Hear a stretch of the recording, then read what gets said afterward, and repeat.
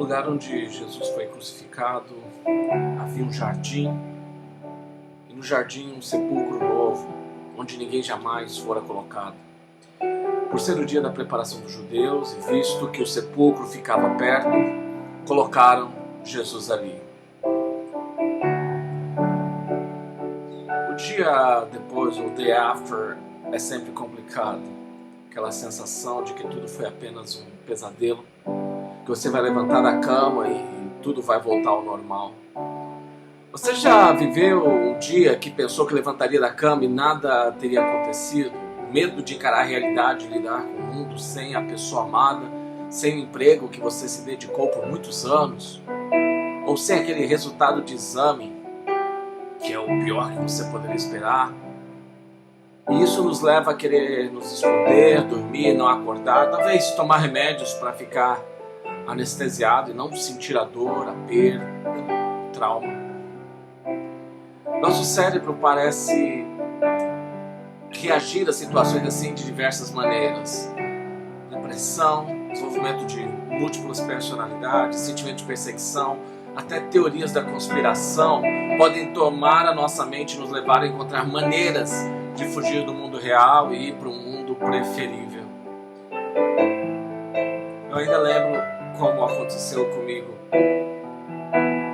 Meu pai faleceu quando eu tinha 17 anos e para minha idade até que eu agi bem, pelo menos no exterior.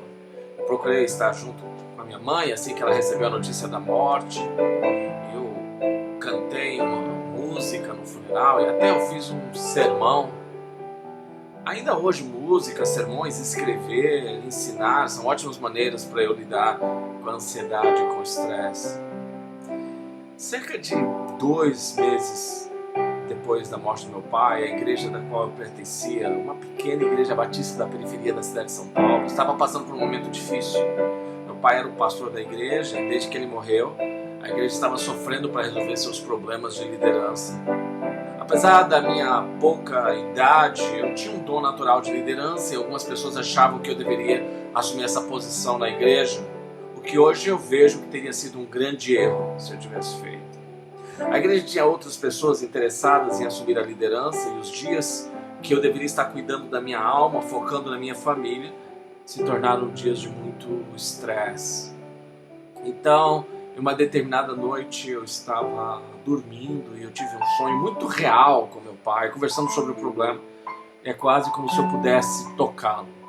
Sentir a presença dele era como se eu pudesse descansar, uma vez que ele sabia exatamente o que fazer.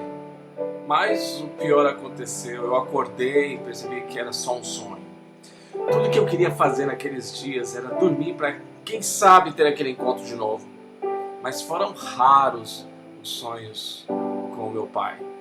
Na minha mente, o mundo ideal era um mundo em que meu pai estava presente. Eu não queria encarar aquele mundo sem ele, por isso dormir parecia a melhor resposta. O que eu estava vivendo era parte do luto. Eu precisava de tempo para reorganizar a realidade, aceitar emocionalmente, de modo funcional, esse mundo novo. Foi esse exatamente o desafio dos discípulos, o dia mais longo desde o encontro deles com Jesus. Durante todo esse tempo, Jesus tinha alertado para eles que ele precisava morrer para depois ressuscitar, mas eles não tinham entendido ou não quiseram entender. Para os judeus, o Shabat é o dia do descanso, e esse descanso tem muita ligação com a narrativa bíblica, com a Torá, com Gênesis. Deus descansou no 7º dia. Mas não só isso, o Shabat também tem o propósito de lembrar que Deus está no controle do mundo. Como diz o salmista, o mundo está ordenado. Podemos descansar, ser, não fazer, e dessa forma somos lembrados que há ordem, beleza e sentido no mundo ao nosso redor. Além disso, o Shabat aponta para esse Shabat eterno, futuro. Por isso ele renova a esperança de que todas as coisas vão ser restauradas e ser do jeito que elas deveriam ser nessa chegada, o que os judeus chamam de era messiânica e o que nós chamamos de novo céu e nova terra. Mas aquele sábado se tornou uma lacuna. A falta de resposta, a vergonha, a frustração e o medo foram dominantes naquele dia. O desejo de fugir e a sensação de que nada voltará ao normal dominou o dia dos discípulos. E em dias assim nós perguntamos: o que poderia ter sido feito diferente? Pensamos em vários finais alternativos, queremos explicações e angústia, a tentativa de chegar a algum tipo de força que seja capaz de nos fazer voltar atrás, para que as coisas fossem diferentes, aliados com a incapacidade de seguir em frente e encarar a vida como ela é a partir de agora, nos coloca num tipo de limbo existencial, uma rua sem saída que nos mantém encurralados. E neste momento, a única coisa que podemos fazer é admitir nossos sentimentos, reconhecer nossa indignação, colocar para fora o que queremos dizer e nos permitir se aquietar, chorar, lamentar. Dá tempo para o nosso coração e nossa mente para se adequar com o mundo ao nosso redor como ele é de verdade.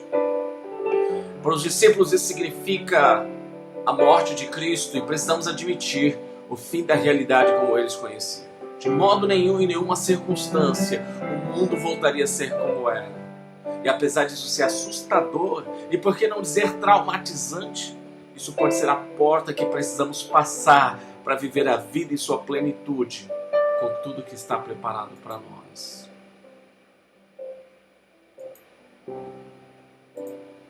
Então tire um momento para observar as coisas ou pessoas que foram tiradas da sua vida. Agradeça por elas. Reconheça o papel que elas tiveram para você se tornar a pessoa que você é hoje. Mas faça uma pausa. Se permita sentir, reconhecer sua dor e saber que aquela perda foi o que te trouxe para uma nova realidade. Respire. Agradeça, se renda, se entregue. Hoje é sábado.